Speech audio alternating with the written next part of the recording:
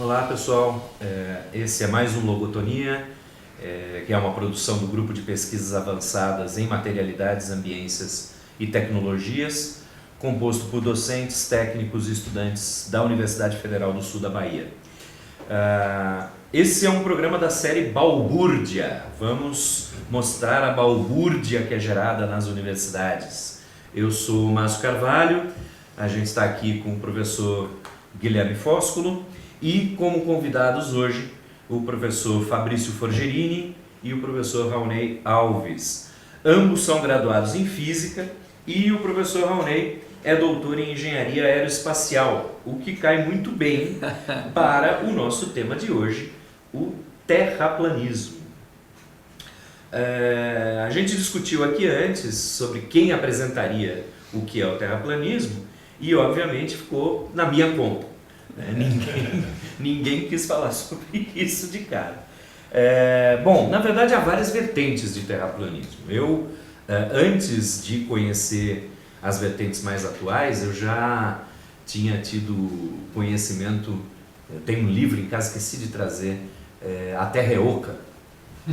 A teoria da Terra Oca foi muito influente ali na década de 80, 90, a ideia é de que nos polos existem uns buracos, né? E os aviões então passariam seguindo uma altitude constante, os aviões entrariam dentro desses buracos e cairiam para dentro da Terra. Então haveria seres intraterrenos. Na verdade, esse livro coloca a questão, inclusive, de que talvez nós sejamos os seres intraterrenos. Seria quase que um triângulo da Bermuda? Quase isso, é quase isso. O Triângulo da Bermuda talvez fosse uma dessas entradas para dentro da Terra Oca, ou saídas se a gente estiver dentro. Ele coloca a possibilidade de que o que a gente chama de Sol, na verdade, é o centro da Terra, que estaria flutuando ali no meio e a gente vivendo no interior, olhando, achando que está vendo o céu, mas na verdade está vendo o interior da Terra. Mas ele era bastante razoável, o autor que eu li, e não colocava isso como uma certeza. O mais provável é que a gente esteja fora mesmo. Mas enfim, a versão que parece estar se consolidando agora entre os teóricos da conspiração, parece ser a versão de que a Terra é um prato com as estrelas fixas num domo que fica girando, esse domo fica girando ao redor da Terra. Nesse prato, no centro dele estaria o Polo Norte, os continentes e oceanos ao entorno, e na borda do prato está o que seria a Antártida. Não existe Polo Sul já que não é uma esfera, né? Só existe um polo central, que é o Polo Norte. E a Antártida seria uma muralha de gelo à la Game of Thrones, circundando todo o prato. Tá? Então, e os teóricos da conspiração aí acabam falando que não existem voos passando por cima da Antártida, exatamente porque não existe Antártida. Não existe o para lá, não existe o além do domo, né? Bom, além disso, eles têm que fazer alguns malabarismos para explicar alguns fenômenos. Não existe um consenso aí entre os terraplanistas, mas tem algumas dificuldades, né? É difícil você justificar a gravidade, como é que funciona a gravidade no prato. E eu vi algumas... Um dia minha esposa perguntou, mas como é que é isso aí? O que esses terraplanistas falam? E eu tive que pesquisar para responder ela. E fui lá para o YouTube e encontrei alguns vídeos em que eles tentam refutar a necessidade de existir gravidade. Eles tentam explicar todos os fenômenos que seriam, que a ciência colocaria para a gravidade como efeitos de empuxo. Simplesmente variações de empuxo. Então, eu acho que aí nesse conjunto de elementos eu já queria passar para o pessoal especializado, né? Dá para eu explicar todos os fenômenos gravitacionais, pelo menos na superfície do planeta, né? Não precisamos ir para falar de gravitação planetária, etc. Mas na superfície do planeta, é possível explicar sem gravidade, só com empuxo? Isso seria até uma ofensa para o pobre do Newton lá, né? Esteja onde ele estiver. Mas só fazer uma ponderação, quando eles se deparam com o quesito gravidade, né? A ideia é assim: quando algo tende a contradizer as minhas ideias, eles tendem a eliminar essa variável. E é o que termina ocorrendo com esse pessoal terraplanista aí, o que eu tenho visto, né? Na verdade, é algo para mim tão chato que eu termino nem acompanhando, né, essas discussões. Na real, eu terminei indo buscar essas ideias depois que o Guilherme me fez esse convite aí. Eu falei, não, deixa eu ver, porque para mim é algo incabível. Eu não consigo imaginar, né, como que uma ideia dessa possa se sustentar. Mas respondendo ao que você perguntou a respeito da gravidade, é impossível, né, do ponto de vista das ideias da mecânica newtoniana, é impossível. O que se observa é o seguinte, né, a gente vai lá para a lei da gravitação universal do Newton, é que nós, enquanto ser humano, né, ter a ideia de massas gigantescas, comparação, você imaginar a massa da Terra, né, se eu chegar a dizer para você assim, professor Márcio, à medida que a Terra atrai esse celular, o celular também atrai a Terra, né? Essa imagem de você ter, é meio como que eu não estou vendo o celular atrair a Terra. Claro, você não vai ver, né? Você partir de uma coisa, a gente está tratando de massas de grandezas, né, infinitamente maiores, né? Então é difícil.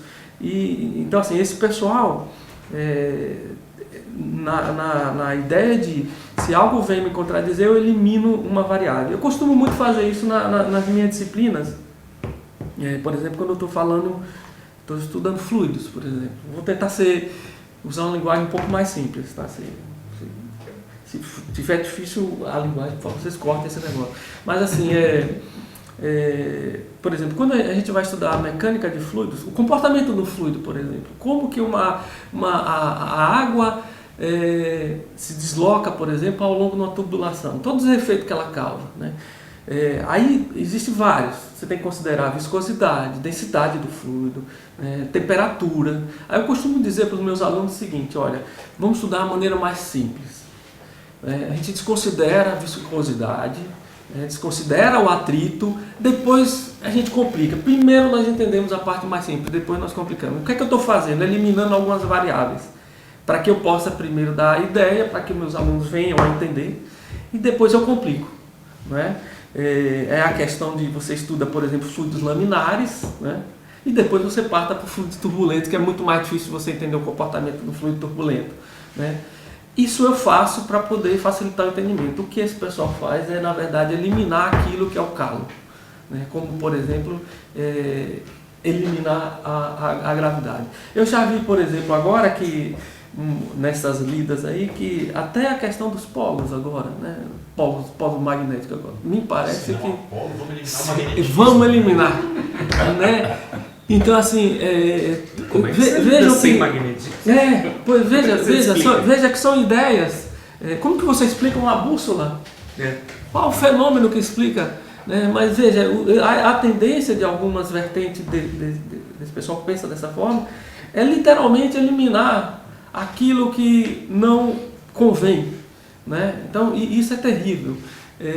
Eu costumo dizer assim, bom, essa ideia do terraplanismo aí, como nós conversamos aqui em off aqui, né? Ela vem de muito tempo, né? Mas o que se vê na verdade, sei lá, uma falta de conhecimento básico, né? Porque se você olhar lá por volta de 170 a.C., o Erastóstenes, lá, né, na Alexandria, eu acho que ele era de Cirena, não me recordo se era de Alexandria ou era Cirena, né? Mas usou as duas cidades para fazer Mas usou, né? Ele usou, você imagina, em 170 a.C., ele foi um dos primeiros a se perguntar, já se tinha a ideia da Terra ser redonda, vamos dizer assim, né? Mas ele foi o primeiro a calcular, por exemplo, o diâmetro da Terra e com a precisão magnífica. E ele usou um experimento muito simples. Eu não sei se eu posso usar isso aqui para aparecer, né? Mas é uma coisa fantástica, né, que o Erastóstenes usou. Ele usou um conceito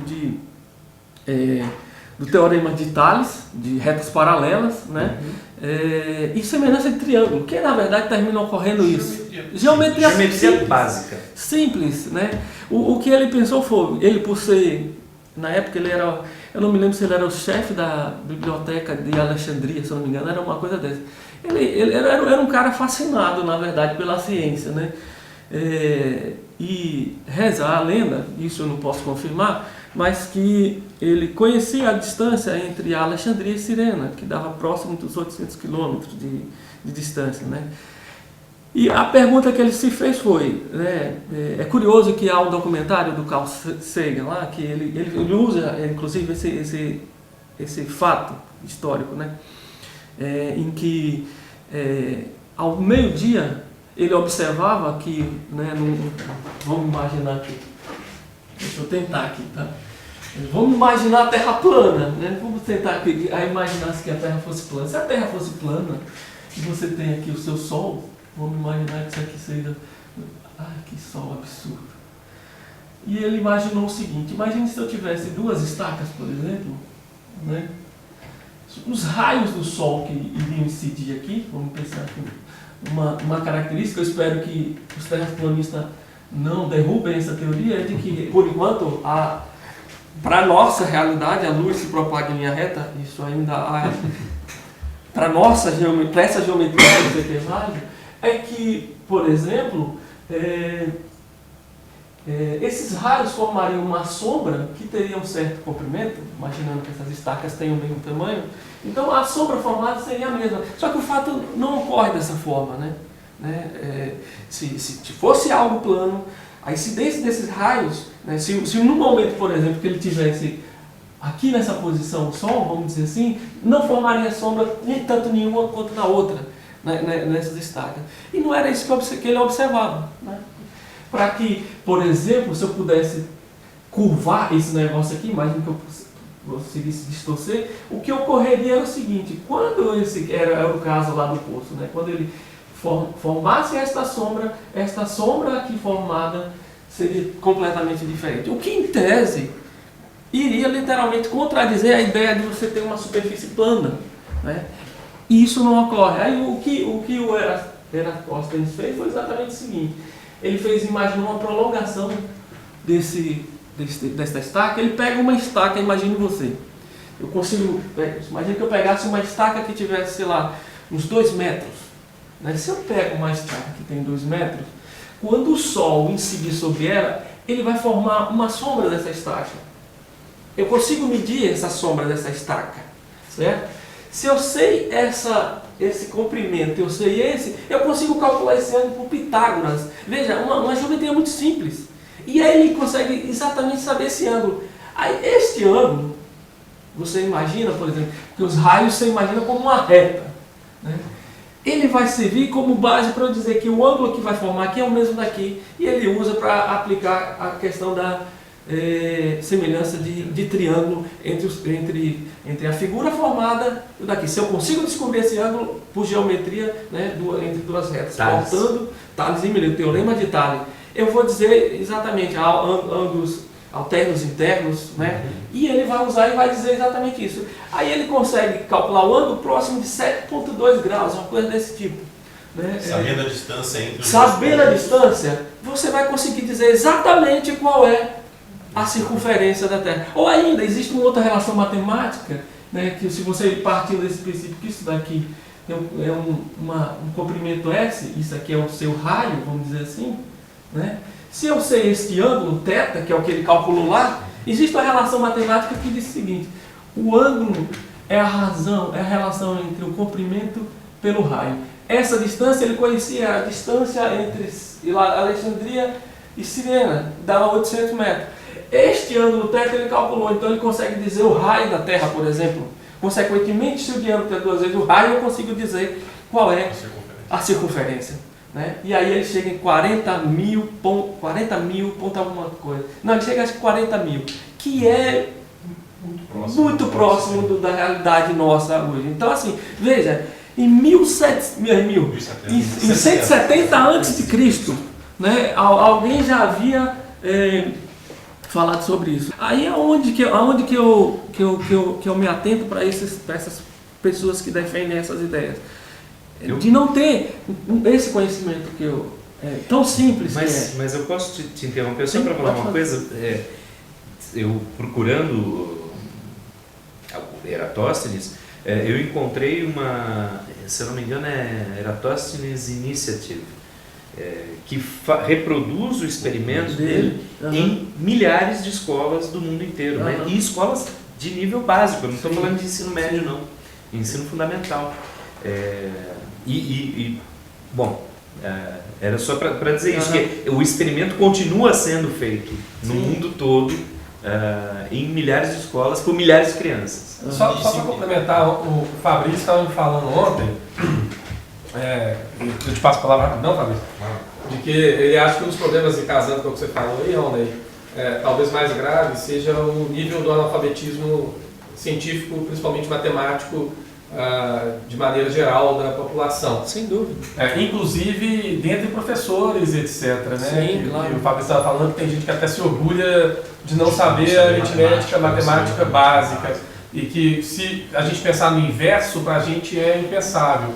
Algum professor, por exemplo, de física ou matemática, se orgulhar de não saber escrever uma frase em português. Então existe de fato um nível assustador de analfabetismo matemático. E assim, complementando, Guilherme, o que é assustador é que isso é aceitável. As pessoas aceitam você dizer em alto e bom tom que eu não sei nada de ciência, eu não sei nada de física, eu não sei nada de matemática. Isso é inaceitável, isso é algo que tem que ser apropriado pelo nosso cotidiano, porque a gente usa isso no cotidiano. Claro.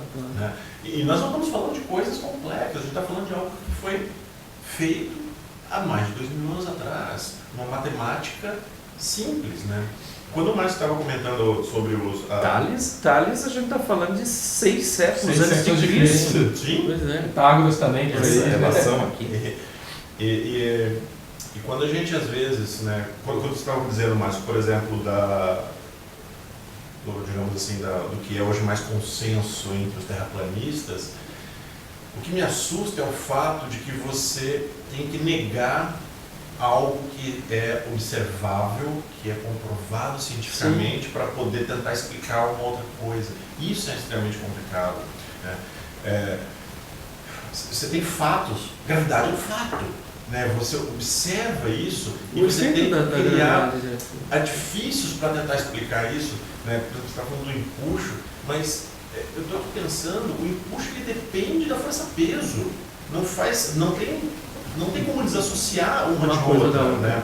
A própria definição, se você coloca um corpo imerso em água, a definição do empuxo que ele tem, a força do empuxo é igual à força-peso, que é a massa do fluido deslocado por aquele corpo que está imerso.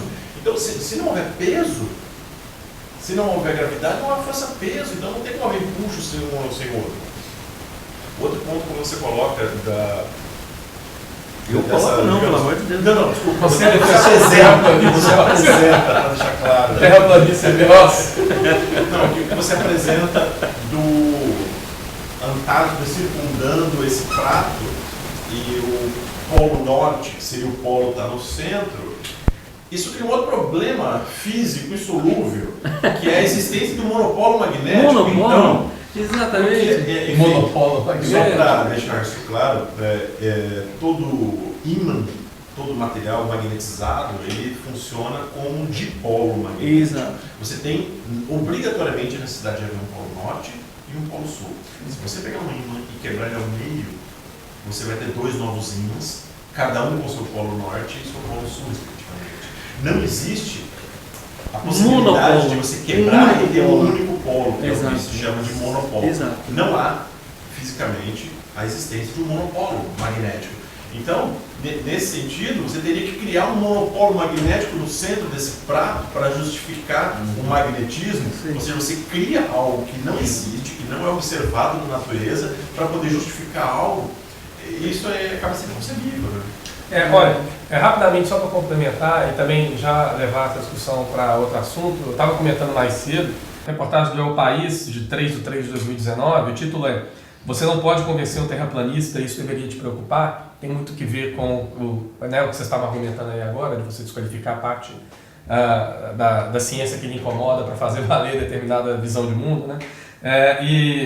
Nessa reportagem tem uma passagem que se diz que todos os terraplanistas se fazem terraplanistas vendo outros terraplanistas no YouTube.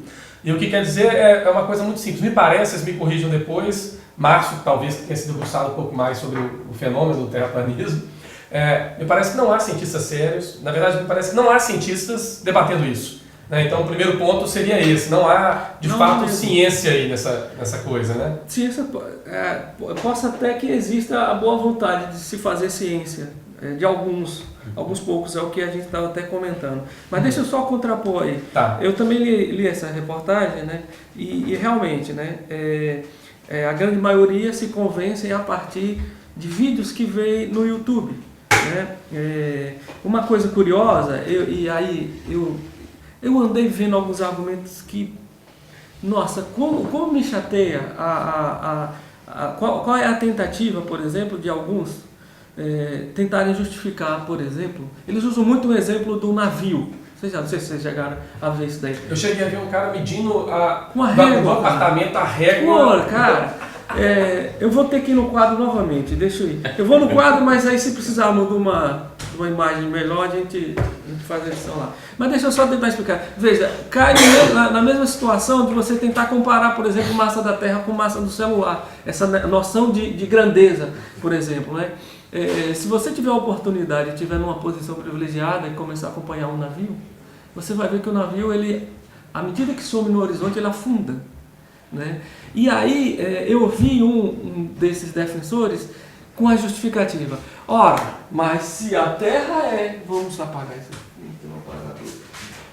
Aí, veja a situação do cidadão. Ele diz o seguinte: para que se justifique que o navio afunde, ele diz o seguinte: se a Terra é realmente um navio terrível assim, meu navio, imagine que isso aqui seja meu navio, está aqui o seu navio.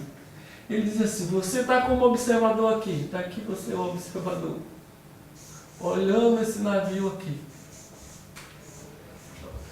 Este navio, à medida que se desloca, ele diz o seguinte, né? Então, para quem está observando, esse navio vai afundando. Ele diz assim: mas por que esse navio não faz assim, aqui?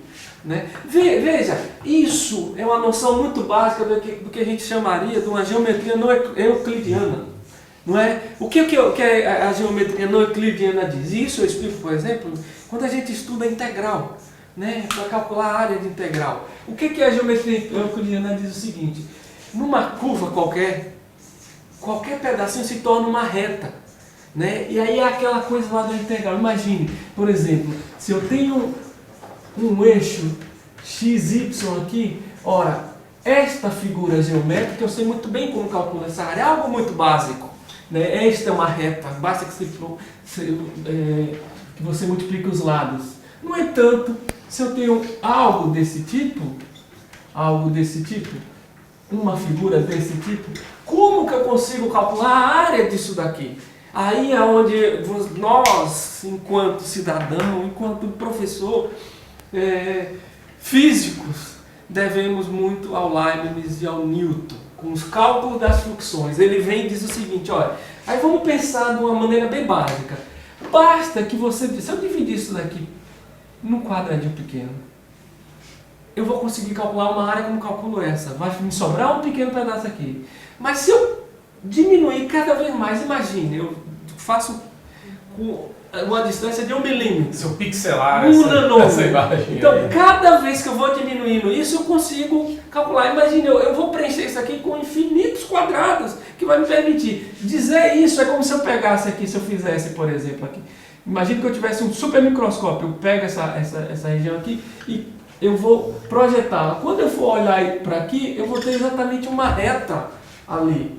Então, é isso que a geometria euclidiana diz. Então, assim, este cidadão, quando diz aqui, imagine, ele está tentando comparar a dimensão do navio, para que seja feita isso daqui, com o comprimento do raio da Terra, por exemplo, é algo surreal. Ele não vai ver isso aqui fazer, não vai ver nunca. Né? Então, assim, é um conhecimento muito, simples, vamos dizer assim, muito básico do que deveria ter, né? Essa comparação. Outro dia, né, nessa mesma vibe, eu terminei vendo o cara pegar uma régua.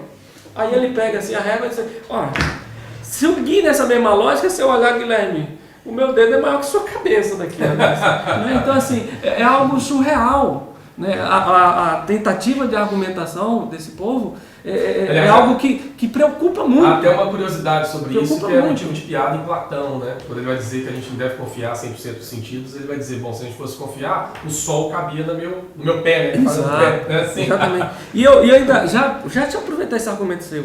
E aí é onde a gente entra, por exemplo, já partindo também para os defensores da...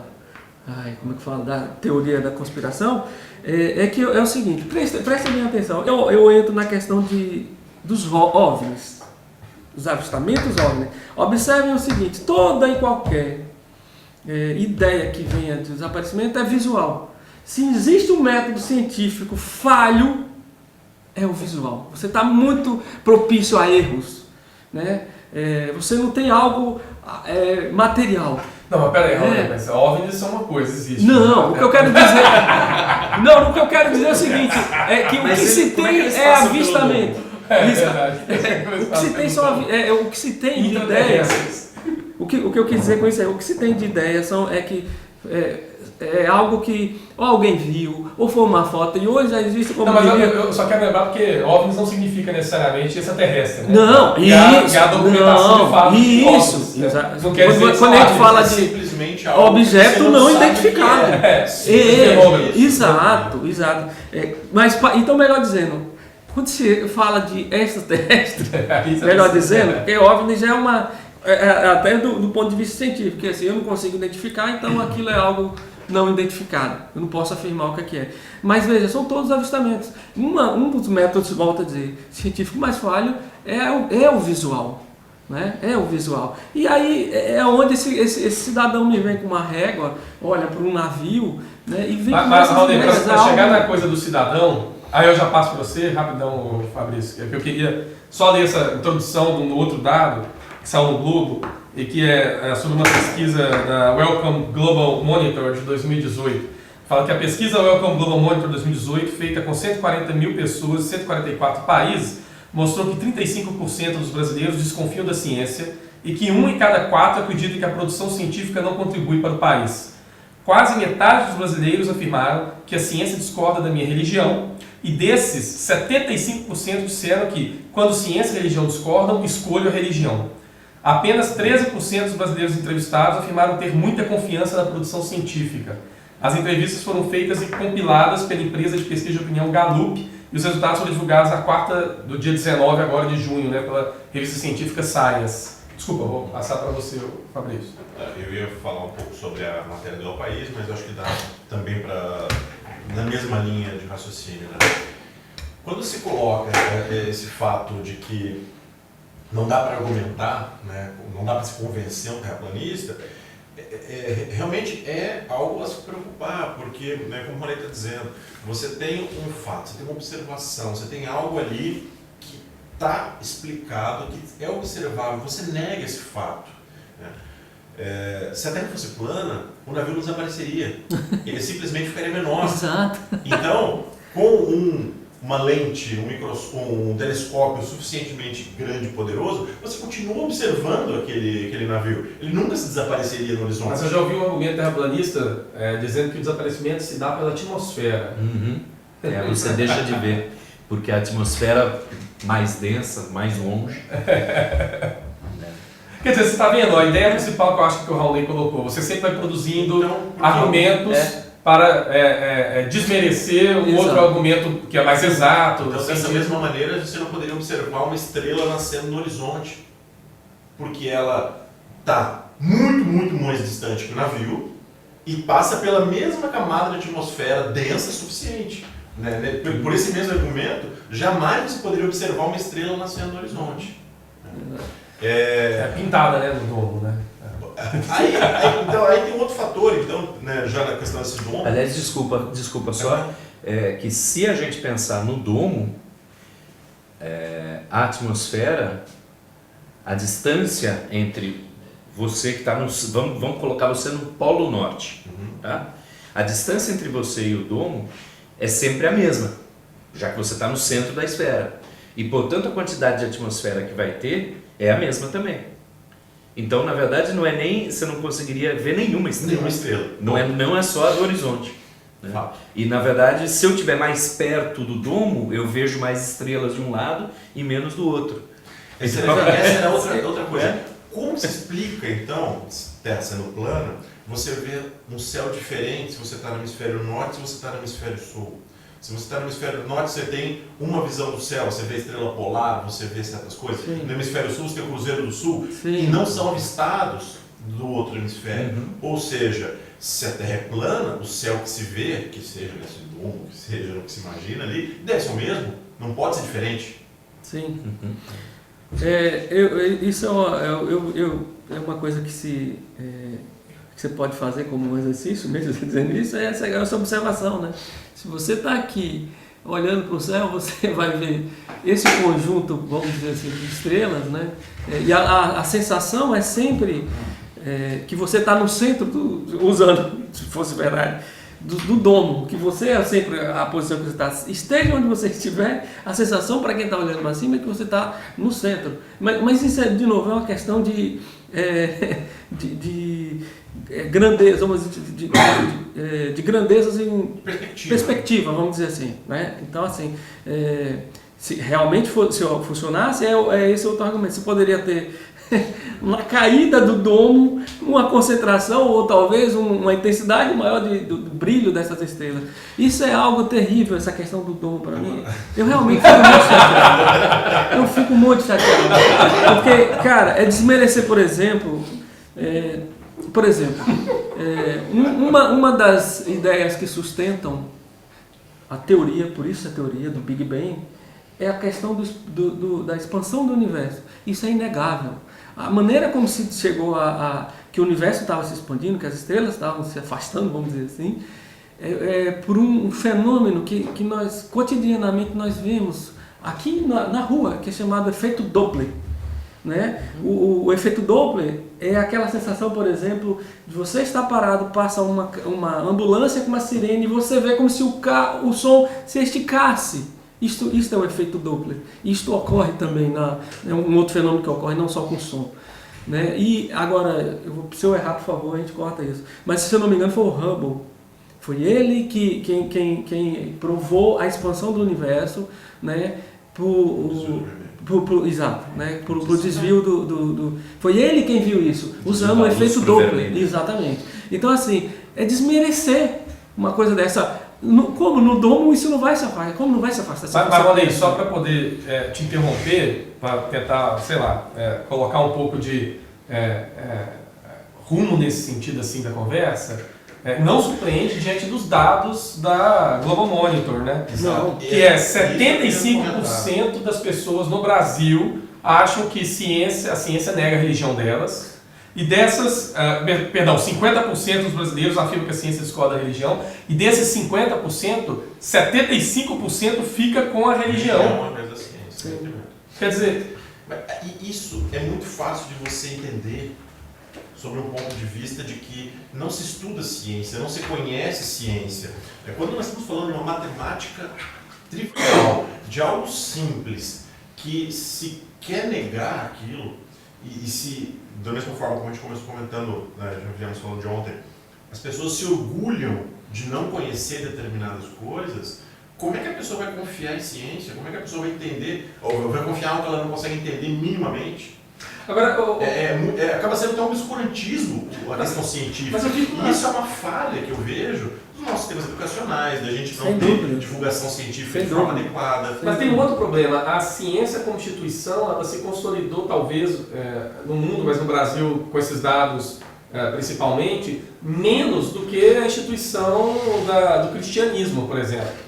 E eu não vou dizer nem do catolicismo, porque me parece que até na instituição católica se reconhece a ciência, né? Se reconhece que a Terra é redonda, se reconhece o Big Bang, se reconhece esses avanços científicos. Então me parece que está mais ligado ao protestantismo do que ao catolicismo ainda, esse tipo de fenômeno. E o fenômeno de você desvalorizar o conhecimento, o saber de determinada instituição em função de conhecimento, falar assim, da porra do analfabeto do pastor que está ali falando com tanto de gente, qualquer coisa, sem ter formação absolutamente nenhuma. Agora, deixa eu só dar um pitaco aqui, já que veio um pouquinho para essa área. É curioso a gente lembrar que lá no comecinho do século XX ou finzinho do XIX, eu não lembro, Weber, no final da Ética Protestante e o Espírito do Capitalismo, está falando como o ascetismo protestante entrou no capitalismo e como isso acaba trazendo um desencantamento do mundo, desencantamento no sentido de tirar a magia, racionalizar o mundo, e como isso pode se tornar uma gaiola de ferro no futuro. E a gente chega nesse futuro e está tendo um reencantamento do mundo, né? Parece que a racionalidade vai perdendo espaço. Mais para frente eu quero falar um pouco sobre que eu acho que isso é um efeito adverso dessa pós-modernidade que está surgindo. Quando a gente começa a questionar estruturas, a existência de uma verdade absoluta, não tem verdade, blá, blá, blá, blá, blá, a gente ao mesmo tempo está jogando fora o conhecimento científico, a gente está ao mesmo tempo jogando fora os avanços do iluminismo. A gente está num momento em que a ciência moderna, se a gente pensar na nossa instituição mesmo, a gente ouve muito isso. A ciência newtoniana, cartesiana, ela é redutora, ela separa as disciplinas, ela separa o conhecimento. Tá, tudo isso é verdade, mas ninguém fala dos avanços que a gente teve nos últimos séculos. Não pode se desmerecer os valores disso. E não pode se desmerecer os valores disso. E aliás, a gente é muito injusto com Descartes. Se você for ler lá o discurso sobre o método, ele fala em separar e fala em juntar de novo. Essa parte é que faltou, e não é culpa dele, né? E ao invés da gente juntar de novo, ênfase na segregação, na separação. A separação dos conhecimentos. E aí a gente chega num ponto em que a gente critica isso e ao invés de fazer o juntar, a gente começa a questionar tudo. A dúvida científica, que é controlada, que é um ceticismo controlado, se torna simplesmente dúvida. Vale tudo, tudo é teoria. Ué, darwinismo é uma teoria ao lado do criacionismo, ou dos milhares de criacionismos que existem. Eu diria assim? Mais, claro que não. A gente tem um erro, uma confusão sempre comum de hipótese para teoria. Isso. Então, se hipotetiza muitas coisas, mas não se teoriza muitas coisas. Então, se cria-se muitas hipóteses para tentar explicar coisas, mas disso, de uma hipótese para virar uma teoria, é um caminho muito longo. Sim. E que há uma confusão generalizada de que hipóteses são teorias, né? Mas tem duas coisas que me preocupam mais nisso. Eu estava conversando até ontem com o Fabrício aqui, as duas coisas são Sam Harris, que a gente até usa vira e mexe no componente lá na disciplina de História e Filosofia da Ciência. Ele vai dizer, na verdade não é só ele, está em Hume, está em todo mundo isso aí, que crenças são princípios de ação, né?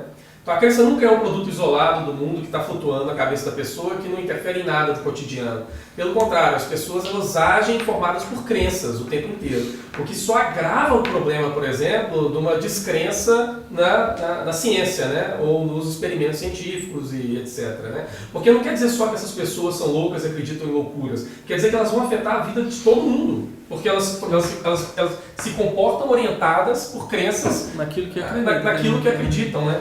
Então há uma interferência preocupante nesse sentido, em todos os aspectos da vida pública, quando a gente deixa com que esse tipo de situação, né, passe a determinar, por exemplo, políticas públicas, que é o que acontece no nosso governo atual. por exemplo, né? Tanto no Ministério das Relações Exteriores, quanto, por exemplo, na Damares, no Ministério da... Deixa eu só pegar esse contraponto aí do Guilherme, que ele exatamente citou a questão da acreditar mais na religião do que em si na ciência. Tem uma pesquisadora chamada Ashley Landau, e aí eu baixei um trabalho que ela fez exatamente com esse público dos criacionistas. E é incrível, pelo menos na pesquisa dela. Acho que da ordem de 98% do público com o qual ela fez essa pesquisa, eles são criacionistas e negam a teoria da evolução do Darwin, né? Então veja, a ideia é de que há um dedo, claro, aí a gente entra numa outra na questão do design, e enfim, mas que eles acreditam numa divindade, de que tudo isso é estruturado por alguém, por alguma coisa, né? Então assim, são pessoas que seguem tem uma crença muito forte, né? Acreditam cegamente nisso, né? Tanto é que de todos os itens, mesmo aquela porcentagem que não acreditava, por exemplo, numa religião, desse público ao qual ela fez, não acreditava, por exemplo, na teoria do Big Bang. Dentre os questionamentos ao qual ela fez algo desse tipo também, né? Então são coisas muito fortemente ligadas. São os terraplanistas e os criacionistas, principalmente alguns radicais, né? Só para lembrar, o Saulo da equipe colocou ali o cartaz para lembrar que no governo terraplanista tem um astronauta, né? Sim. Não, eu ia comentar isso, que deve ser constrangedor para uma pessoa. Veja bem, a pessoa que provavelmente vai comprar pão na padaria pela manhã vestido de astronauta é o cara que se sente constrangido numa reunião ministerial. Com certeza, né? Não só Olha ele, só. aí a gente já entra num fato meio mais complicado, mas é que a bancada que é muito forte de alguns ministros aí, hoje já há questionamento, por exemplo, de que seja oferecido, por exemplo, o ensino, o outro lado, vamos dizer assim, né? A outra visão bíblica de como, né? Eu sou ateu, não tenho, mas eu não tenho preconceito nenhum com, vamos dizer assim, com qualquer que seja a religião, mas são coisas muito complicadas. Você partir, por exemplo, já não há argumento quando você diz assim, se eu digo para você, olha, o que se tem veio de uma explosão cósmica, coisa do tipo. Quando você me diz, não, foi alguém que veio aqui com o dedo, eu não consigo mais argumentar algo desse tipo. É muito complicado você pôr isso na cabeça de alguém. Repare uma coisa, isso é fato, né? Quando você cria essa barreira, você não vai transpor isso. Mas aí tem uma diferença do pensamento científico e da atuação de um cientista. Eu acho que a crença a priori, ela sempre existe. Na pesquisa científica existe isso. Existe. Quando eu faço a minha pesquisa, quando eu estou desenvolvendo algo, eu imagino o que eu vou encontrar. Eu já tenho previamente a ideia de que eu vou chegar num determinado resultado.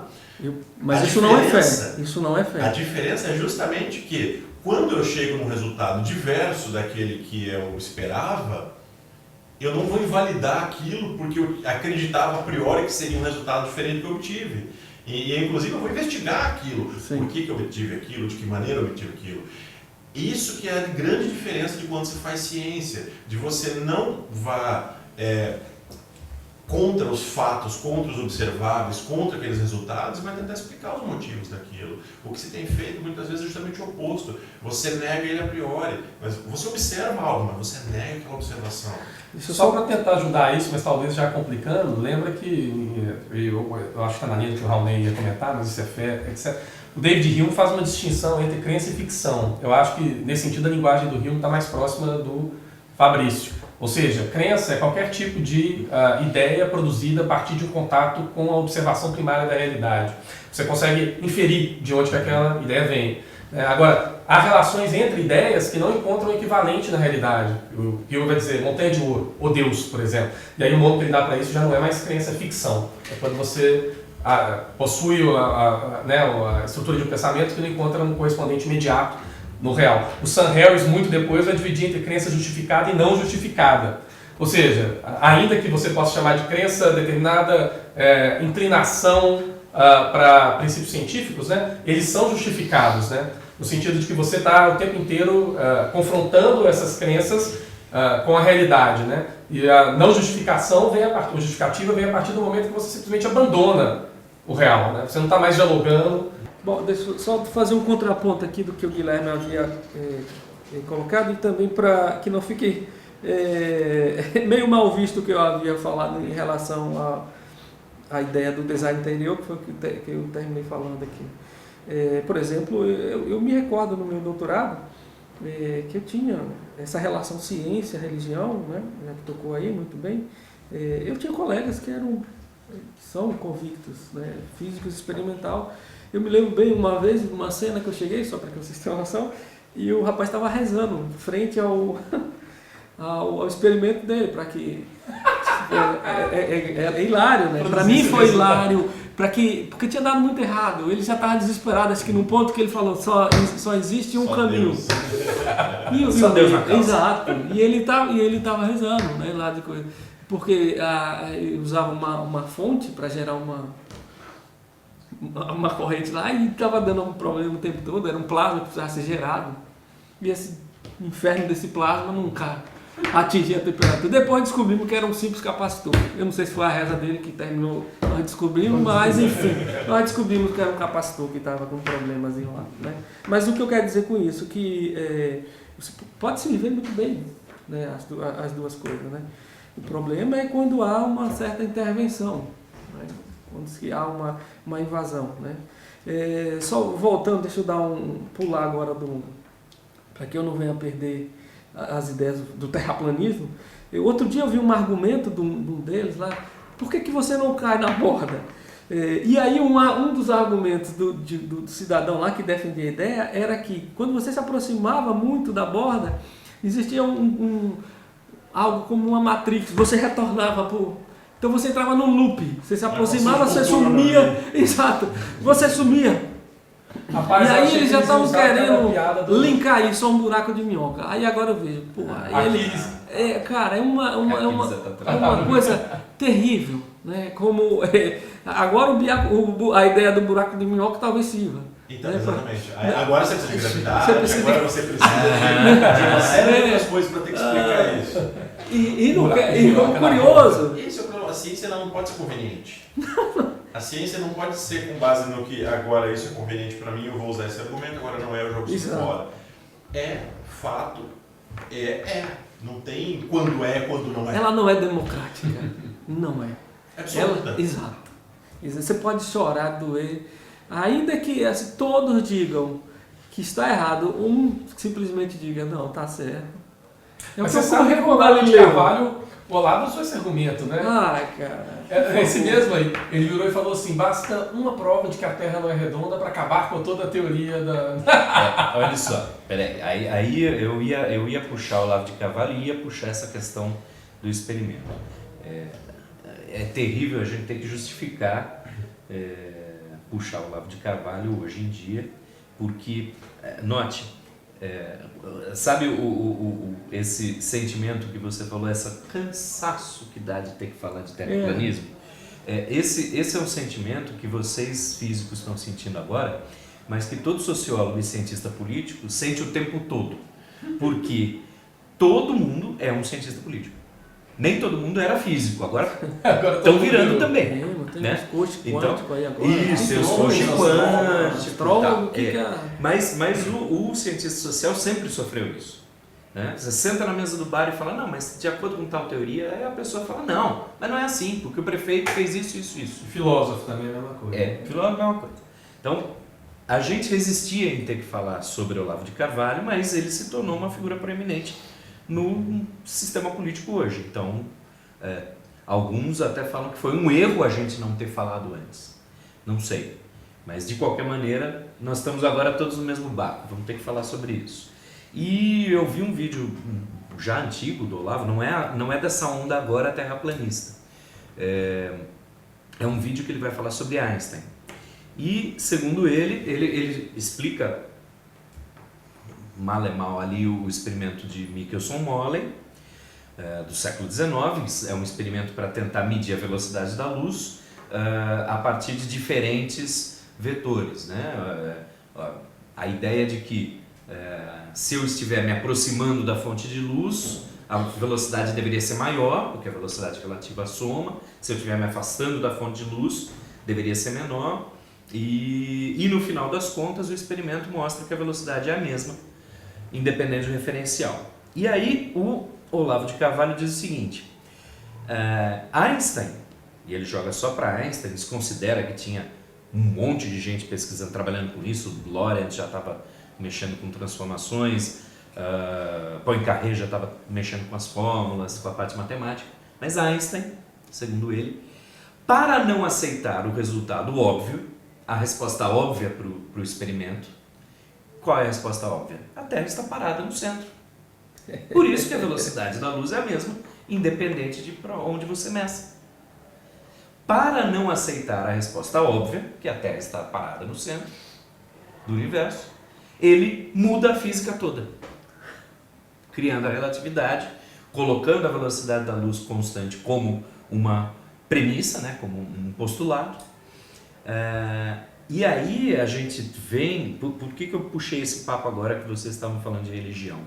Porque implícito nisso, implícito nesse discurso do Olavo, implícita está a ideia de que Einstein não queria aceitar a Terra no centro do universo, porque essa seria a visão religiosa, ou a visão da interpretação da Bíblia que o Olavo faz, né? E aí a gente tem esse confronto entre religião e ciência. E a gente encontra esse confronto muito fortemente no criacionismo também.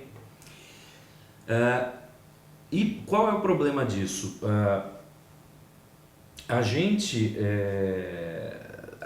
Muita gente acaba se baseando em alguns versículos bíblicos. Por exemplo, o mais citado é ali quando os hebreus estão numa guerra e Deus estende o tamanho do dia para que eles vençam a guerra, para que a noite demore mais a chegar, e o versículo fala alguma coisa que Deus segurou o sol no céu. E aí os terraplanistas falam: ele não falou que segurou a terra. O versículo não fala que Deus segurou a terra, segurou o sol. Então quem gira em torno da terra é o sol. Quanto a essa questão de Einstein, o que vocês têm a... Para mim é algo até vergonhoso. Eu me sinto realmente chateado em escutar. Eu vi esse cidadão justamente porque, pela conjectura política que está se passando atual. Você fica pensando assim, eu fico imaginando o que passou Giordano Bruno, Tycho Brahe, né, para chegar e dizer assim, Galileu, Copérnico, né? Olha, isso não foi agora, olha com quanto tempo foi, né? Para chegar, desmontar essa ideia absurda de que nós não somos o centro do universo, né? Então assim, é algo triste, né? Eu aconselho até todos que procurem a história desses grandes matemáticos, físicos, ao mesmo tempo filósofos também, né? Que deram a vida para mostrar isso, né? Algo triste, que isso eu sou muito crítico com relação, aí eu vou falar especificamente da Igreja Católica, que era o que dominava na época do Galileu, né? O Galileu, ele só teve a sua pena extinta, vamos dizer assim, em 1980 e poucos, pelo Papa João Paulo II, se eu não me engano. Isso é algo vergonhoso, né? Só foi reconhecido que o Galileu realmente tinha razão naquilo que falava. Agora, isso é triste, né? E aí o que ocorre? A religião, infelizmente estou tratando da católica aí, tem uma força muito grande de influenciar, né, a sua comunidade. Mas só para né? lembrar novamente, dentro desse círculo que a gente vive hoje, a religião, a católica, ela é a mais próxima, a mais aliada, por assim dizer, né? Sim, mas claro, A depois, ciência do que é o... mas claro, depois de, não, é só uma outra, só fazer um contraponto aqui para não achar que eu estou especificamente querendo falar da religião. Inclusive já ouvimos Grandes até o Papa dizer pesquisadores, sobre alienígenas. grandes pesquisadores eram monges, não, eram daqueles monastérios lá, não é monge mesmo, não sei se é monge, não sei bem se seria, né? Eram grandes observadores do nosso sistema planetário aí, né?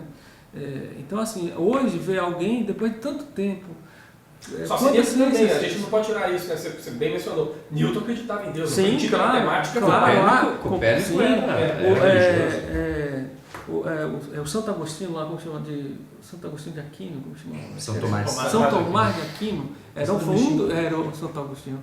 Foi um dos que era fervoroso, né, viver nesse monastério, mas era um cara que contribuiu bastante para a ciência, né? Então, assim, reza a lenda que o Newton, que ele tentava, não sei também, né, essa historinha muito, assim como a maçã lá, mas é que a tentativa dele era tentar provar Deus, né? Tu lembra qual era o movimento de um planeta que era irregular, que o Newton não conseguiu... Isso está no princípio da matemática, né? Newton tem que dar conta de explicar por que isso não de funciona. Mercúrio, foi de Mercúrio, né? O movimento retrógrado. O Newton se frustrava por não ter conseguido prever todo aquele... Ele achava aquilo absurdo. E aí o triste depois, se for o Lagrange ou foi o... Qual foi que explicou depois? Teve alguém, bem, não me lembro qual que foi. Que aí até o Napoleão pergunta a ele, mas você não citou Laplace. Deus, Laplace. É o Laplace que vem explicar. E aí o Napoleão, sabendo das ideias do Laplace, ele diz, mas senhor, o senhor não cita Deus aqui. Ele diz, eu não preciso dessa hipótese, né? O Newton, por não ter conseguido explicar, ele vem e simplesmente diz, é Deus, né? Mas aí, Márcio, para poder falar um pouco melhor, tem um mecanismo, eu acho que do século XVIII, de maneira geral, tem uma ligação com essa ideia do universo como um relógio ou como um mecanismo. Na verdade, o Newton, a ação à distância, né, que a gravidade tem, a ação fantasmagórica, ele atribuía a Deus. Né? Então, na verdade, a gente não tem essa desconexão tão grande. Essa desconexão, mas lembrar, ela é pontual. Você mencionou Descartes agora, até mesmo em Descartes, você vai ter a ideia de organismos vivos não humanos, por exemplo, como autômatos. Sim. E humanos também são organismos mecânicos, mas que possuem ânima. Tem uma alma. Isso. Nas meditações, Descartes desconstrói toda a realidade, chegando lá no penso, logo existo. E depois ele reconstrói, mas ele reconstrói com a ajuda de Deus. Onde eu quero chegar com isso é que o mecanicismo, a ciência do século XVIII não necessariamente dispensam Deus. Não. Agora, no século XX, isso se torna um problema, um entrave, na verdade, né? Terrível. Deixa eu comentar, a gente ainda não comentou, tem um documentário na Netflix chamado A Terra é Plana. E é um documentário interessante. Assistam. Vale a pena assistir. Mas tem alguns pontos que me chamaram a atenção, que eu queria chamar a atenção aqui para vocês. Mostra lá uma comunidade, né? Acho que primeira coisa, a forte conexão com os conspiracionistas. Sim. Então, é uma entre várias teorias da conspiração. Né? Parece que existe uma rede de conspiracionistas. Só contar você. Claro. Ainda com relação à pesquisa da Ashley Laudon lá, ela fala, além do criacionismo, ela diz que mais de 90% também não acreditam, por exemplo, nos atentados da Torre Gêmeas. Eles acreditam que foi obra do governo americano. Né? Não, mas é isso. Parece que o conspiracionismo funciona meio que em rede. Né? Eu estava ouvindo outro dia o Vira Casacas, o 116, sobre teorias da conspiração. Estava com o convidado Fabrício Pontin e eles estavam falando isso, que parece que tem uma rede. Eu trago uma conspiração e o outro traz outra. Essa aqui e vai juntando e você cria uma comunidade, na verdade. Então tem um fator psicológico aí de pessoas que não têm... Eu acho que a gente tem que diferenciar dois tipos de pessoa. Os Olavos da vida são os mentores, né? Mas tem todo um conjunto de pessoas que não têm acesso à cultura científica, que se sente excluído, Sim. que ouve a gente falando e fala, esse povo falando com essa linguagem aí, Então, é de propósito para não entender. Exato. E esse povo encontra um espaço, um local de existir. Um afago. Exato. Eu só queria fazer um comentário sobre isso rápido, que é o seguinte: o Michael Shermer, que também é um autor que a gente vira e mexe, né, usa em bases filosóficas da ciência, etc. Ele tem um livro publicado que chama Mente e Cérebro, acho que em inglês ele é The Believing Brain. E o ponto é, ele tenta fazer uma teoria do cérebro, uma teoria da crença de maneira geral, que, óbvio, não leva em consideração só a crença humana, a maneira como o cérebro humano funciona. E ele coloca dois elementos, de maneira geral, como elementos fundamentais para isso aí. O primeiro deles, agenciamento, o segundo, patenicidade. Então ele vai dizer o seguinte: bom, o cérebro humano, mas também de animais não humanos, né, de vários animais, ele funciona encontrando padrões na natureza. A primeira coisa é dessa, tenta identificar padrões, mesmo onde não há padrões, ponto A. E o ponto B ele tenta colocar por trás desses padrões um agente. E por que é importante fazer isso? O exemplo que ele dá é de um animal andando na savana e ele tem que saber discernir entre o som do vento batendo nas árvores normal da relva e o som de um possível predador na relva alterando aquele som. E quando ele consegue identificar o padrão de um determinado som, uma ruptura no padrão do som da relva, ele tem que atribuir agenciamento. Ele tem que falar, é alguém que está ali. Porque se o cérebro dele falha em fazer isso, ele falha em identificar o risco... Uma questão de sobrevivência. Uma questão de sobrevivência, de tirar o corpo dele de cena. Sim. Então quer dizer que é o seguinte, que o cérebro, e aí ele vai aprofundar esse argumento, principalmente o humano agora, é uma máquina potente de construir padrões, ou identificar padrões, e atribuir agência para esses padrões. Sim. Ela evoluiu para isso, né? E interessante que a natureza ela funciona de forma muito aleatória em muitos aspectos. E nós temos dificuldade de entender a aleatoriedade das coisas. Todos os processos estocásticos que dependem de coisas aleatórias acontecem justamente sem padrão. É uma entropia. E aí nós temos dificuldade de compreender isso. Mas Nós temos dificuldade de entender o que acontece de forma aleatória e nós tentamos para isso explicar por meio de Mas olha que doideira, cara. A doideira e aí eu não vi nenhum estudo ainda assim, né, sobre isso além do Michael Shermer, mas deve ter vários assim. Ele vai dizer que na evolução não há um momento em que o cérebro ganha um bônus por discernir se o padrão e o agenciamento que ele identificou é falso ou se é verdadeiro. Por quê? Porque a evolução favorece o falso positivo. É melhor seu cérebro identificar algo e não ter nada ali do que ele falhar em identificar algo e ter. Porque se ele falhou em identificar e tem, você morreu. Então ele vai dizer que de fato o cérebro não evoluiu para poder discernir, por exemplo, uma teoria da conspiração, percebe? Identificar padrões que não equivalem em nada, são só ruído, na verdade, dos padrões que de fato equivalem a um evento concreto. E o Shermer vai dizer que a ciência tem esse papel. Às vezes eu vejo isso, essa questão da teoria da conspiração aí, eu vejo como um ambiente, vamos dizer assim, onde essas pessoas elas se confortam mais. É mais fácil, por exemplo, a linguagem de um conspiracionista do que, por exemplo, tentar entender como funciona um Pitágoras da vida, uma semelhança de triângulo, uma coisa desse tipo, né?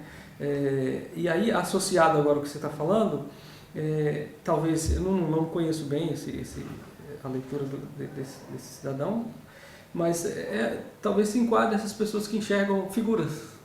Não, mas se enquadra. No céu, figuras que enxergam no pão, é isso. Né? No vazamento de água, numa infiltração ou coisa desse tipo, né? Então deve se enquadrar nesse tipo. O argumento curioso do Shermer, que acaba sendo do Sam Harris e de muita gente pró-ciência também, você dá um sentido. Uma vez que o cérebro não possui um órgão, uma pituitária, alguma coisa interna que de fato trabalha em diferenciar real de não real, porque enfim não evoluiu para isso, você tem que produzir um órgão externo. E para ele a ciência atua justamente nisso, em possibilitar com que você identifique padrões sound, que de fato equivalem ao fenômeno real, e deixe de fora aqueles que são unsound. Por exemplo, agora tem uma série de piadas, principalmente por causa do presidente Bolsonaro e das associações que eles fazem, onde é que, de repente, quando alguém vai colocar uma associação, geralmente um olavista, não sei, e que parece que não tem conexão entre a associação que ele põe a outra coisa, alguém vai e mostra uma pesquisa do gênero assim, estou inventando a minha cabeça, tá? Mas foi identificado que a quantidade de vendas do pão Seven Boys alcança um pico maior na mesma tabela, e mostra outro gráfico, de que essa tabela de, sei lá, nascimentos do Brasil. Então, quando tem mais nascimentos, se vende mais Seven Boys. Aí você faz duas associações, então, absolutamente nada a ver uma com a outra, que só por acaso se coincidem nos gráficos, né? Quando eu sempre dou aulas de estatística, eu sempre trabalho bastante esse ponto, que é as correlações, né? É muito fácil você correlacionar duas variáveis que não têm nada a ver. E assim, tem correlações fantásticas, que você chega quase a 1 de coeficiente de correlação ali, entre justamente isso, aumento da taxa de divórcio num determinado estado nos Estados Unidos com o aumento de vendas de manteiga. Ou, sei lá, aumento de acidentes por morte em trânsito com diminuição de gastos na área aeroespacial norte-americana. Rapaz, mas isso virou um racismo da ciência, e a crítica à ciência hoje. Aparece um youtuber com uma correlação dessa e bota uma question mark assim. Exato. Tem coisa aí. A coisa simplesmente que tem que se perguntar, que é o que está por trás, existe uma relação causal? Existe uma relação de causa e efeito? Se não há, a correlação é meramente algo... Coincidência. É algo estatístico, é uma coisa aleatória que se teve esse processo. Não existe uma relação de causa e efeito direta. Se acontece essa relação, não faz sentido você pensar em correlação entre variáveis que não são ligadas, né? E isso acontece muito. Uma coisa que eu acho interessante, talvez tenha, não sei se explicaria a ideia como é que é o nome dele? Michael Shermer. Do Michael Shermer explicaria, essa tendência que nós temos sempre de achar um propósito para coisas aleatórias, por exemplo. Por exemplo, está um caso aqui, uma pessoa que de repente sofreu um acidente de carro, só ela sobreviveu. O propósito dela foi Deus que quis, por exemplo. Ele fala que é o agenciamento, é quando você coloca um agente por trás de um efeito, um padrão ou um fluxo que você identifica na realidade, né? Mas que tem que ver justamente com isso, né? Com a ideia de sobrevivência. Ou por exemplo, acontece muito essa coisa também, já estamos falando de acidente, mas o cara perdeu a passagem, chegou atrasado na hora do voo, caiu o avião, ele vai atribuir isso a algum propósito da vida dele ou coisa desse tipo, que é Mas aí se uma realidade. Vamos lá, você tem um voo com 200 pessoas. Exato. Qual que é a taxa de pessoas que ficam, Exato. que pedem voo normalmente? Então, num aeroporto, você tem um grande fluxo de passageiro, você vai ter uma quantidade absurda de pessoas que a chance é muito grande. Sempre vai. Sempre vai. E aí, quando acontece algo, vai ter esse percentual de pessoas que naturalmente não perderiam. Exatamente. E você pode correlacionar com o aumento da taxa de juros. Porque é o que a pessoa faz, né? Isso para mim preocupa um pouco, porque você pega o governo atual, por exemplo, e eu tenho acompanhado particularmente, eu acho que todos vocês também, nos debates do Congresso, acerca de uma série de coisas e etc. Uma tendência muito frequente desse governo é justamente desmentir, jogar fora os dados quando existem, ou simplesmente dispensar os dados para produzir política pública, né? O exemplo mais recente foi a pesquisa da Fiocruz sobre uma possível epidemia de drogas no Brasil e que mostrou claramente que não há uma epidemia, está longe de haver uma epidemia de drogas no Brasil, mas que como contraria a agenda política publicitária do atual governo, o Osmar Terra, um infeliz do Ministério da Cidade, teve a audácia de dizer que a Fiocruz ela é boa para investigar remédio e ruim para investigar droga. Como se remédio também não fosse droga. E desmentindo uma das principais instituições de pesquisa do país. Se você não faz política pública com isso, você faz com o quê, meu Deus? E aí volta o que a gente estava falando, de você ter fato, você ter a comprovação científica daquele fato, mas você joga fora porque aquilo não convém. Então, nessas questões de terraplanismo, você tem isso o tempo todo. Você joga fora aquela variável, a prova daquilo, e você trabalha como você quer. Então, Realmente, com isso eu não tenho como argumentar. Não tem como argumentar. E aí eu vou puxar o que eu estava puxando do documentário, que o que eu achei mais interessante do documentário diz respeito a isso. Essas pessoas se reúnem e num certo trecho alguém fala, olha, as únicas respostas que a ciência dá são fórmulas, mas nós vamos fazer algo diferente. Nós vamos fazer um experimento. Aí eu achei muito massa, muito massa. Poxa, bem popperiano, vou fazer um experimento que refuta. Aí eles compraram lá um giroscópio, $20 mil pagaram, cotizaram. E se a Terra está girando a uma volta completa, 24 horas, 360 graus em 24 horas, em uma hora tem que girar 15 graus. E aí eles vão botar o giroscópio ali para ver se gira mesmo. Beleza, fizeram o experimento, o giroscópio marcou 15 graus. A física funcionou. Bacana, só que aí o que eles fizeram? Isso não está longe do método científico. Eles começaram a pensar, bom, não é a Terra girando, de acordo com a nossa teoria, não é a Terra girando que gerou esses 15 graus. Então tem que ter alguma explicação para isso. Como é que você explica nesse modelo, por exemplo, raios cósmicos?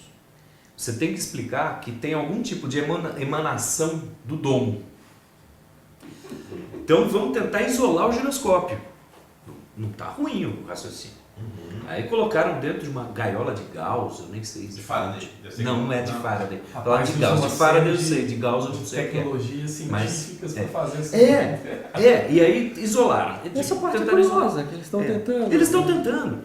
E aí, mede 15 graus. Aí fizeram lá uma gaiola de berílio, não lembro do que. Mas qual é o ponto? O ponto é que, de um jeito ou de outro, eles estão seguindo o método científico. Isso eu achei muito interessante, porque isso vai contra um pouco essas pesquisas que a gente tem que mostram que as pessoas não confiam no método científico. Eles, de uma maneira naiva, de uma maneira ingênua, estão seguindo. Provar o ponto. Tem um outro experimento, e o documentário termina com ele, que eu achei muito bem bolado. Eles pensaram no seguinte, vamos colocar postes espaçados a alguns quilômetros de distância e vamos jogar um laser. Se o laser passar na mesma altura, uns furos nas placas, né? Se o laser passar pelos furos, é porque a Terra é plana. Porque se a Terra for curva, Ele não vai passar. ele não vai passar, o laser não vai fazer curva. A ideia é ótima, não é ruim. E aí os caras começam a ter o problema de implementação. Bota o laser lá, o laser dispersa com a distância. Vamos botar uma lente assim, vamos arrumar isso aqui, vamos mexer com a placa. Cara, esses caras estavam fazendo um experimento científico, sem saber.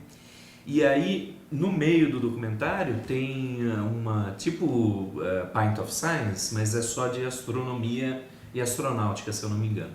E tem um professor lá que fala uma coisa muito legal. Ele fala, algumas dessas pessoas têm um espírito científico. O que faltou foi alguém chegar lá e falar, vem aqui comigo. Deixa eu te explicar. Deixa eu explicar, vamos fazer juntos isso aqui. Eu fiquei aqui. curioso.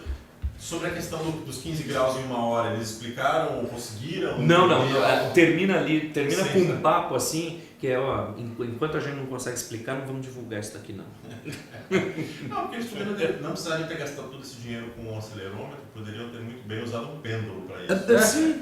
Enganchava ele lá em uma... Enfim. É verdade. Pêndulo de Foucault. De Foucault, exato. Agora eu queria saber como funciona o acelerômetro também sem gravidade. Isso seria um problema também, mas de qualquer forma. Agora minha pergunta é assim, para você talvez, Márcio, que ficou um pouco mais assim, né, investido de ver esses terraplanistas e tal. Obrigado. O que eles argumentam em relação assim, ao consenso da comunidade científica de maneira geral, vários doutores, sabe? Todo mundo doutor, uma comunidade de peso, Nobel, etc., gente de peso, que diz isso é uma bobagem, isso não existe. Há um argumento para isso? Há uma grande conspiração? Cara, é esse o conspiracionismo. Os caras são tão fascinados nessa ideia de conspiração que Eles viram em volta a NASA. A NASA. Outro dia eu E vi a falando... agência europeia, tudo fake. Por exemplo, uma maneira de você ver a curvatura, aquele antigo avião Concorde lá, ele voava a uma altitude de 17 km. Quem estava nele conseguia ver. Mas uma outra maneira de ver numa altitude dos 14, são 42 mil pés, se eu não me engano, a altitude do cruzeiro, acho que dá uns 12 km e pouco, é se uma aeronave conseguir formar um ângulo de 60 graus, você vai conseguir ver a curvatura. Inclusive tem um vídeo de um piloto russo, num caça, que ele faz isso, para mostrar a curvatura, exatamente a curvatura da Terra. Esses defensores da conspiração, eles dizem, está tudo bem planejado. Aquela janela do avião ali, que como você está dentro, ali fica passando filmes, ali, para você enxergar o que eles querem. Ou então ela tem a curvatura, a janela tem a cara, curvatura para fazer você ver. Cara, eu fico pensando no poder de imaginação que tem esse pessoal. Mas olha, alguns anos atrás a Red Bull lançou um balão. Sim, foi. O cara Onde pulou se lá. teve o maior salto, Sim, né, até verdade. então, que tinha sido feito. Isso foi filmado, Foi, ao vivo. sim. Então Você via perfeito. Você via a curvatura da Terra. Recentemente, Elon Musk mandou um Tesla no espaço, um filmado com tempo real aquilo. Mas eles não acreditam nas imagens, né? De Não. satélite, de nada. Tudo isso é montagem. Nem que o homem pisou na lua, né? Fizeram isso. Não, porque não, né? a lua é pequena. E a Tesla, empresas privadas, o que estão associadas então para essas teorias de conspiração? Na verdade, essa base eu realmente nunca entendi. Porque, tudo bem, vamos assumir que tem uma conspiração. Quem ganha com essa conspiração? Essa é uma outra coisa, um questionamento que eu faço.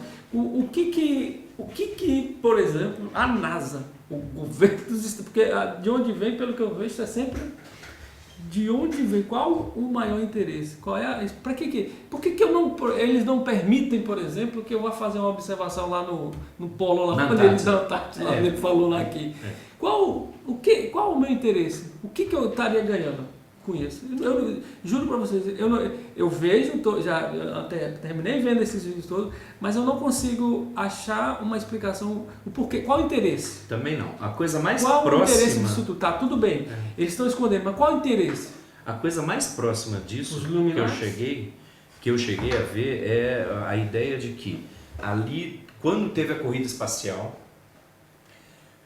começou uma rede de mentiras. Os russos mentem que colocaram um satélite. Não sei quem mente que colocou o cachorro. E aí a NASA mente que colocou na Lua. A gente estava até comentando, né? Como era uma corrida espacial, estava uma disputa, né? O nosso argumento é que se um fizesse uma coisa fake, o outro ia apontar o dedo na hora. Mas o argumento desses caras é que todo mundo estava fazendo fake. Então ninguém podia apontar o dedo para ninguém. E isso virou um ciclo do qual eles não conseguem mais sair. E é um ciclo virtuoso para as economias. Porque você joga dinheiro do governo, na verdade a gente fica falando que o governo americano é liberal. Tal. É liberal coisa nenhuma, é um keynesianismo militar. O governo federal injeta dinheiro na indústria armamentista e na indústria aeronáutica aeroespacial. E essas indústrias capilarizam, contratam Boeing, Lockheed, blá. Então, ou seja, eles entraram num ciclo que é virtuoso economicamente e precisam manter essas aparências. Foi o mais próximo que eu entendi, que eu cheguei de uma explicação. Mas ela é pouquíssimo satisfatória. Agora eu vou inverter a pergunta, Raoni, porque eu fiquei curioso. Quem ganha com o terraplanismo? São as igrejas, né? Funciona, pelo que eu tenho visto... As igrejas ganham, né? Não só a igreja, mas os próprios mentores. Né? Não, quem perde é todo mundo, né? Não. Mas é porque eu estou perguntando igreja, porque me parece que é um argumento totalmente indissociável do monoteísmo, né? Da ideia de que o universo foi criado por um Deus. Sim.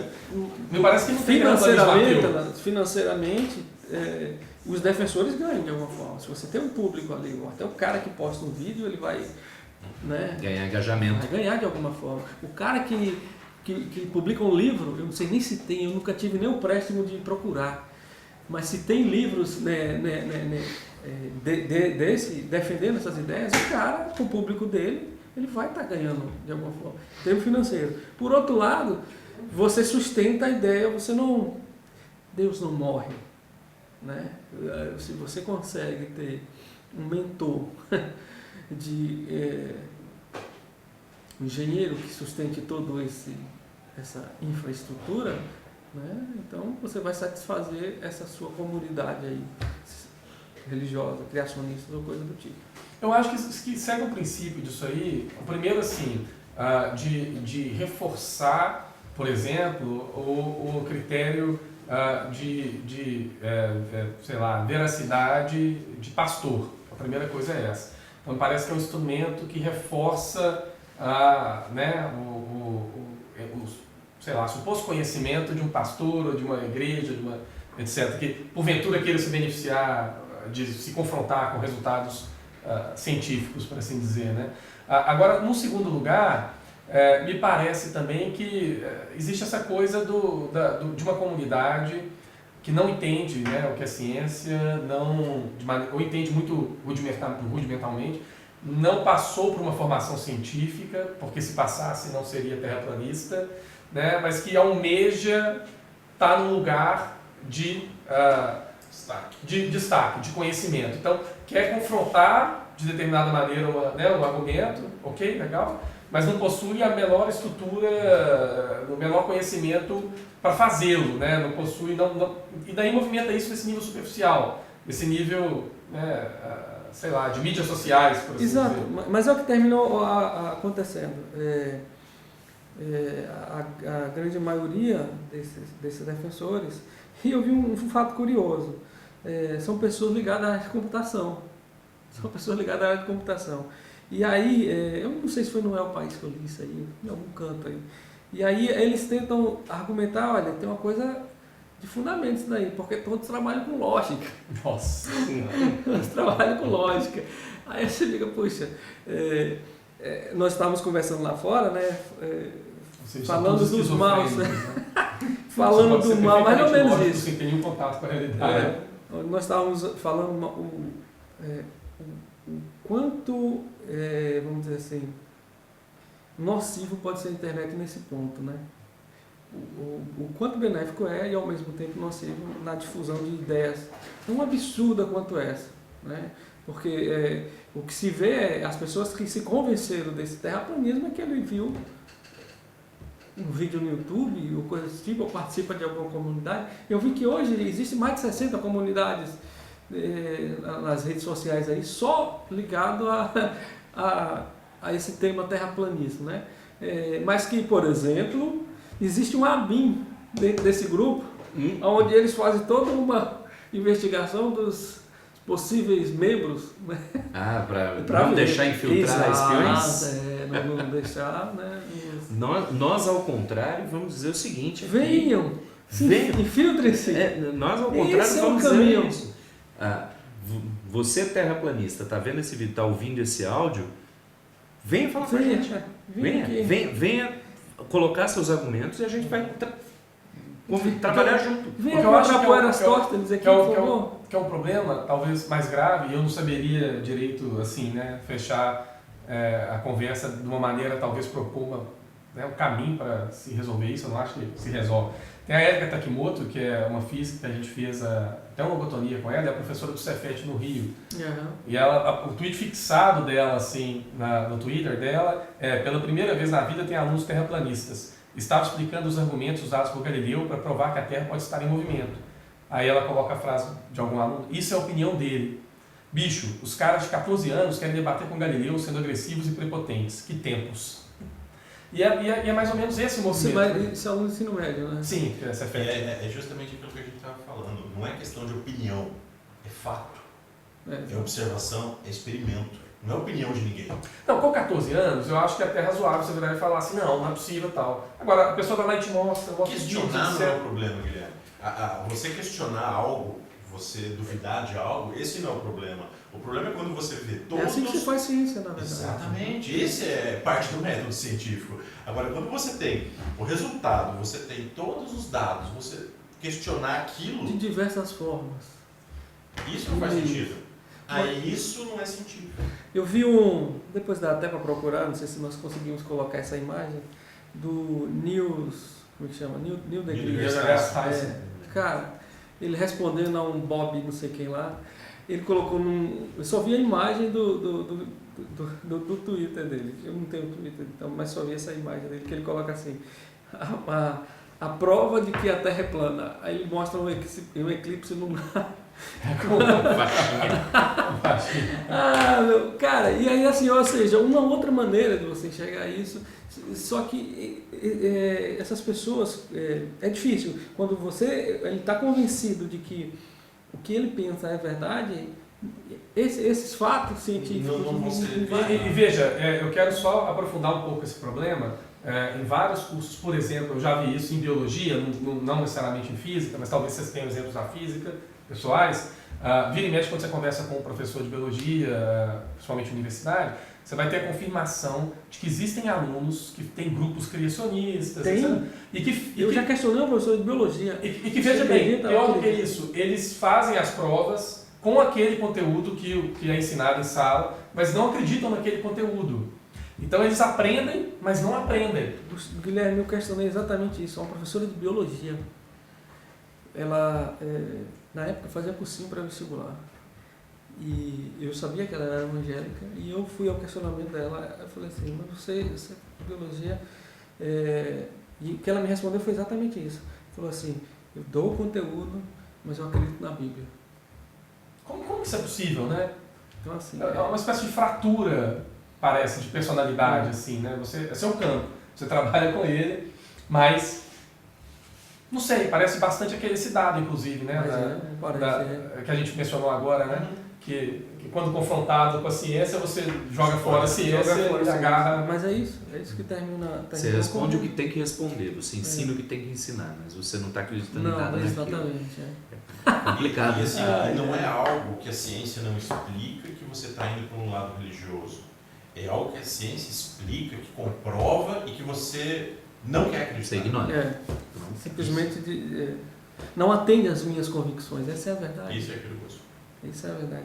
Isso é triste, cara. Isso é muito triste. E acho que a gente vai ter que fazer um balbúrdia sobre criacionismo, porque criacionismo a gente usa no singular, mas existem criacionismos desde o mais radical, a Terra foi criada há 6.000 anos, no dia tal, às 9 da manhã, como está no Good Omens. Eu fico pensando em Joana, como geóloga, dizer assim, Joana, a Terra só tem 6.000. Tem 6.000 um pouquinho, aumentou aí. Deus colocou os dinossauros só para dos ossos só para sacanear.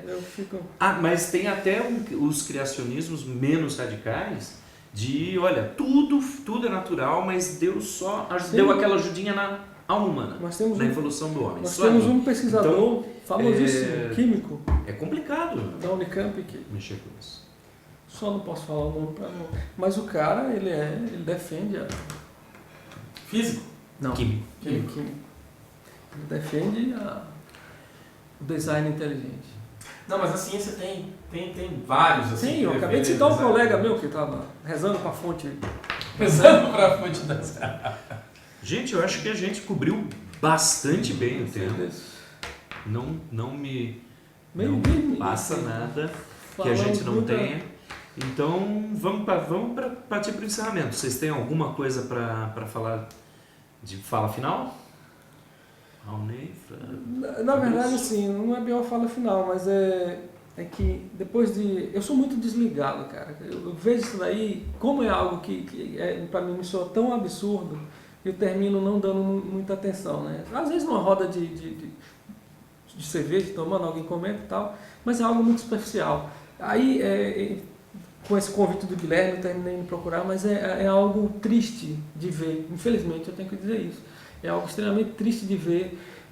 Hoje, com todo o avanço da ciência, vamos dizer, alguém literalmente acreditar em algo... Você descartar todo o método científico, tudo que existe por vídeos de seja lá quem for. Eu acho que um fechamento para isso, o que a gente tem que pensar é justamente quais são as ações, o que nós temos que fazer. Porque quando se tem esse espaço sendo ocupado por gente que acredita no terra plana, isso mostra a falha da academia, Claro, a falha da sem educação dúvida, básica, sem dúvida. a falha que a ciência não se colocou nesses Exatamente. espaços. Então se criou um vácuo ali onde está sendo preenchido com Exato. Com essas teorias ideias. conspiratórias Claro, sem mais, dúvida. mais esdrúxulas possíveis. Então isso mostra realmente quanto que a gente tem que investir na questão de ciência, na questão da educação básica, né? no alfabetismo científico, quanto que a gente tem que investir na divulgação da ciência para atrair pesquisadores jovens que queiram trabalhar na ciência.